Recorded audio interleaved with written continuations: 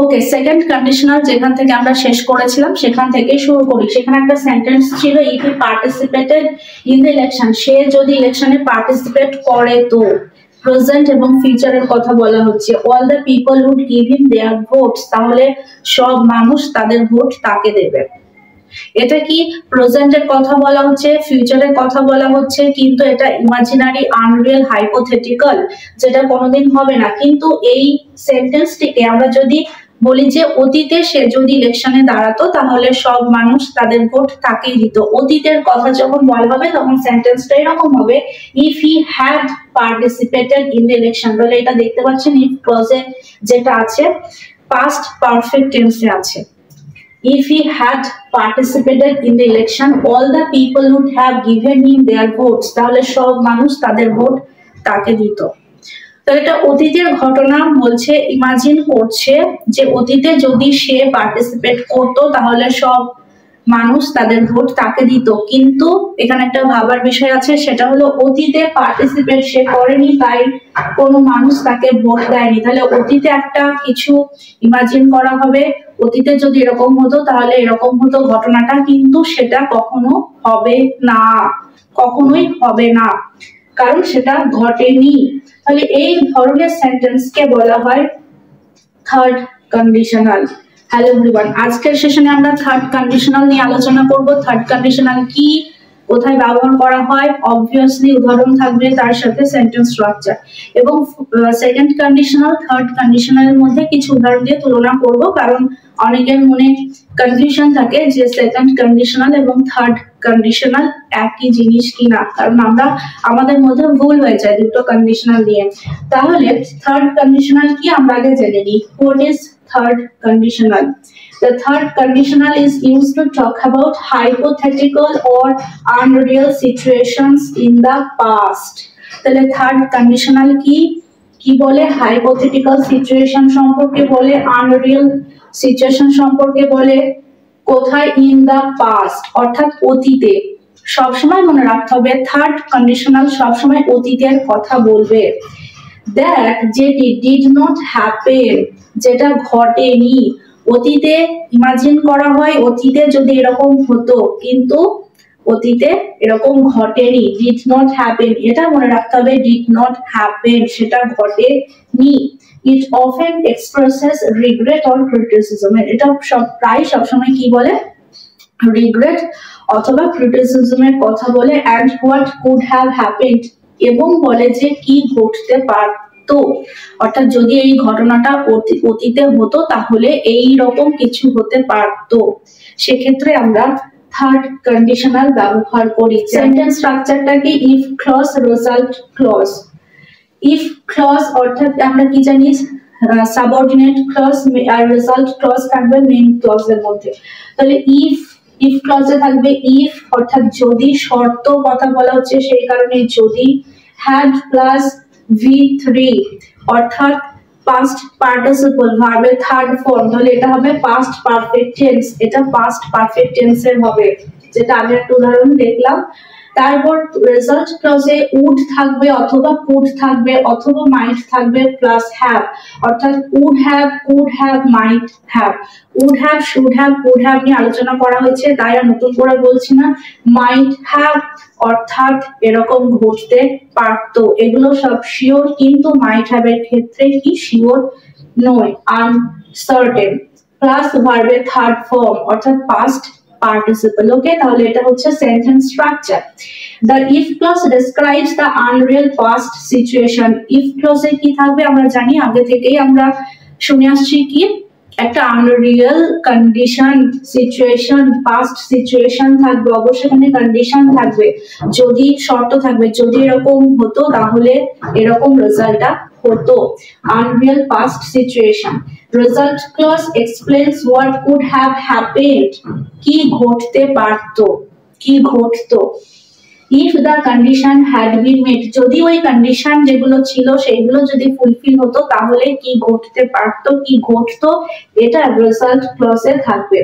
both the condition and result are impossible, condition এবং result বর্তমানে সেটা ইম্পসিবল। কেন ইম্পসিবল?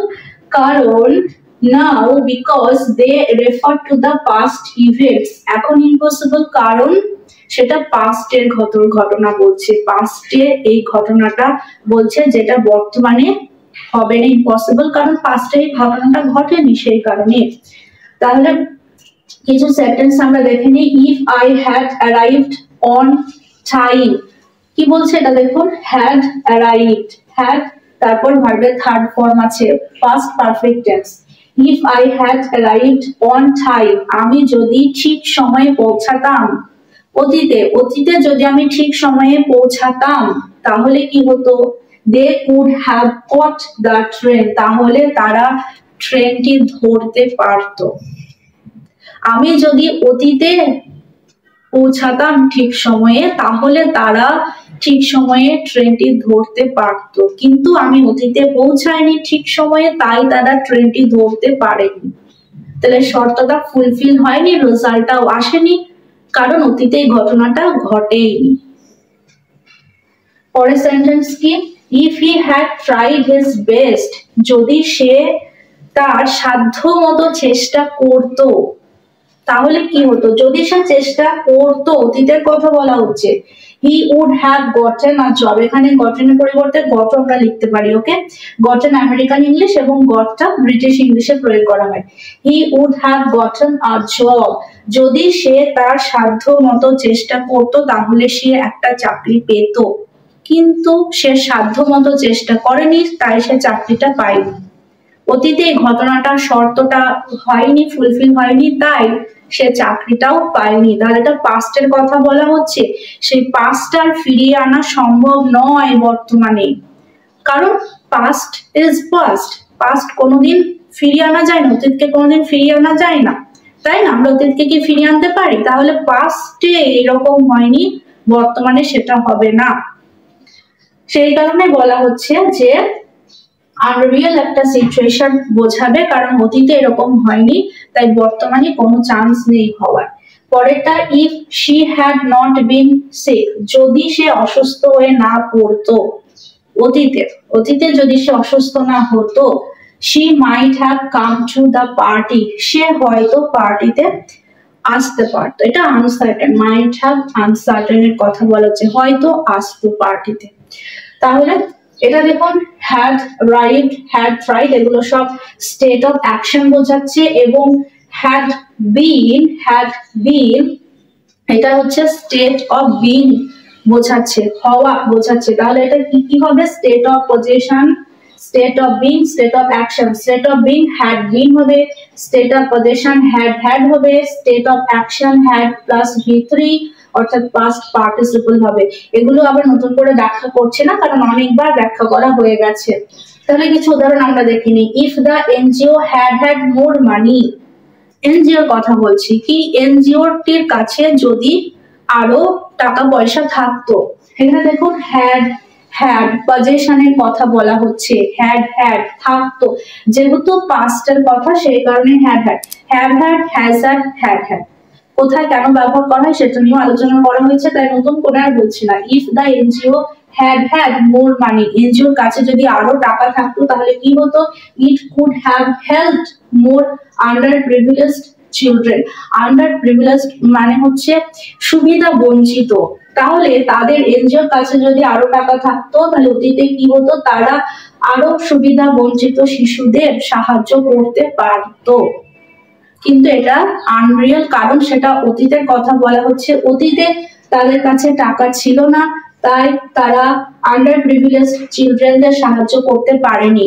বর্তমানে সেটা সম্ভব নয়, বর্তমানে দাঁড়িয়ে অতীতের সেই ঘটনাকে আমরা ফিরিয়ে আনতে পারবো না, সেই কারণে এটা আনরিয়েল হাইপোথেটিক্যাল সিচুয়েশন। ওকে, পরের সেন্টেন্স কি আছে, if it had not bin rainy, had এটা ধরুন নটটা আমরা তুলে দিলাম, তাহলে হ্যাড বিন কথা বলা হচ্ছে, কি হবে, হ্যাড বিন হলে state of being. If it had not bin rainy, যদি রেইনি মানে যদি বৃষ্টি মুখর দিন না হতো তাহলে কি হতো, অতীতের কথা বলা হচ্ছে, we would have gone to the beach, তাহলে আমরা বিচে যেতে পারতাম, বিচে যেতাম। অতীতের কথা বলেছে যদি বৃষ্টি মুখর দিন না হতো।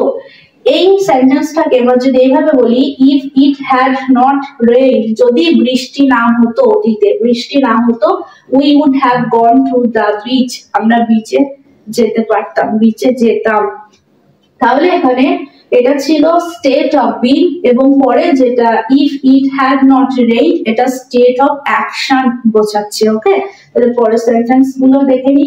ইফ আই হ্যাড বিন দেয়ার, এটাও স্টেট অফ বিং, আমি যদি সেখানে থাকতাম, আমি সেখানে থাকলে কি হতো ঘটনাটা, the situation might have been different, ঘটনাটা একটু অন্য হতে পারতো, তাই না? আমি যদি সেখানে অতীতে থাকতাম, ইফ আই ওয়াজ দেয়ার, আমি যদি সেখানে থাকতে পারতাম, তাহলে সিচুয়েশনটা হয়তো ডিফারেন্ট হতো, কিন্তু আমি সেখানে ছিলাম না, আমি সেখানে ছিলাম না, তাই সিচুয়েশনটা সেই রকম ডিফারেন্ট হয়নি, সিচুয়েশনটা যেমন ছিল সেরকমই থেকে গেছে।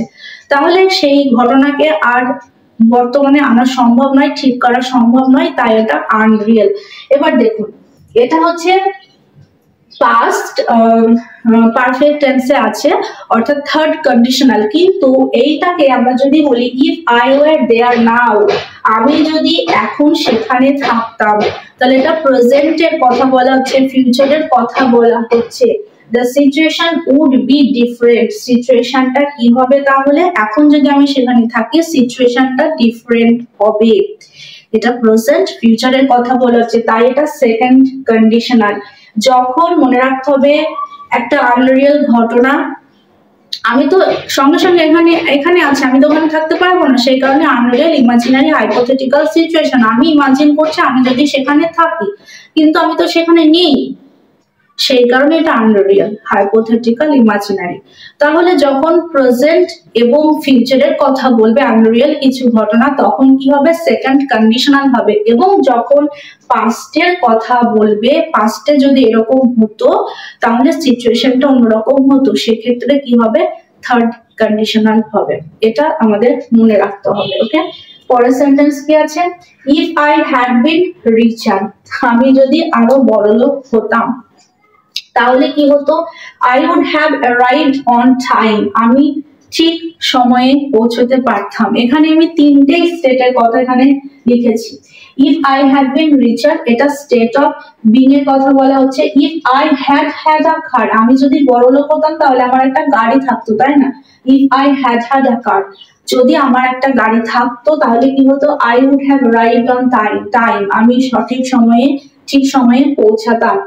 তারপর if I had driven faster, আমি যদি আরো দ্রুত গাড়ি চালাতে পারতাম, এটা স্টেট অফ অ্যাকশনের কথা বলা হচ্ছে। তাহলে কি হতো, I would have arrived on time, আমি সঠিক সময়ে পৌঁছতে পারতাম। তাহলে state of being, state of position and state of action, সবগুলোর কথা এখানে বলা হচ্ছে, কিন্তু এগুলোর মধ্যে কোনোটাই পাস্টে হয়নি, অতীতে কোনোটাই হয়নি, সেই কারণে অতীতে এই ঘটনাটাও হয়নি, সে ঠিক সময়ে পৌঁছতে পারেনি, অতীতের কথা বলা হচ্ছে, এটা মনে রাখতে হবে। পরের sentence, if she had not forgotten her umbrella, যদি সে তার ছাতাটি নিতে না ভুলে যেত, পাস্টে, যদি না যেত ভুলে, সে ভুলে গেছে ছাতা নিতে, ছাতা না নিয়ে বাড়ি থেকে চলে গেছিল। She would not have gotten wet, তাহলে সে ভিজে যেত না, যদি সে ছাতা নিতে না ভুলতো তাহলে সে ভিজতো না, কিন্তু সে তো ভুলে গেছে ছাতা নিতে, সেই কারণে সে কি হয়েছে, ভিজে গেছে। তাহলে এটা অতীতের কথা বলা হচ্ছে, এটা যেহেতু হয়নি তাই এটাও হয়নি। If I had known about the meeting, যদি আমি এই মিটিং সম্বন্ধে জানতাম, অতীতে যদি জানতাম, আই মাইট হ্যাভ অ্যাটেন্ডেড ইট, তাহলে আমি হয়তো এতে অ্যাটেন্ড করতে পারতাম meeting A. If I had one the lottery, যদি আমি লটারিটা জিততাম, অতীতে যদি লটারি জিততাম তাহলে কি হতো, I would have bought a new car, আমি একটা নতুন গাড়ি কিনতে পারতাম, অতীতে যদি আমি লটারিটা জিততাম তাহলে একটা নতুন গাড়ি কিনতে পারতাম, কিন্তু আমি লটারি জিতিনি অতীতে, তাই আমি নতুন গাড়ি কিনতে পারিনি, অতীতের কথা বলা হচ্ছে। কিন্তু এটা যদি আমি এভাবে বলি, if I won the lottery, যদি আমি লটারি জিতি তো, তাহলে কি হবে, I would buy a new car, আমি একটা নতুন গাড়ি কিনবো, কিন্তু কারেন্টলি আমি কোনো লটারি জিতছি না, সেই কারণে এটা আনরিয়েল, কারণ আমি ইমাজিন করছি if I won the lottery I would buy a car. তাহলে এটা হচ্ছে সেকেন্ড কন্ডিশনাল এবং উপরের এটা হলো থার্ড কন্ডিশনাল। সো আজকের সেশনে আমরা থার্ড কন্ডিশনাল সম্পর্কে জানলাম, তার সাথে সাথে সেকেন্ড কন্ডিশনাল এবং থার্ড কন্ডিশনালের মধ্যে কি পার্থক্য আছে সেটাও জেনে নিলাম। পরে দুটি সেশনে আমরা কি বাকি থাকলো, মিক্সড কন্ডিশনাল 1 and 2। পরে দুটি সেশনে আমরা এই দুটো নিয়ে আলোচনা করব। তো দেখা হচ্ছে পরের সেশনে। ততক্ষণ সবাই ভালো থাকবেন, সুস্থ থাকবেন। Thank you.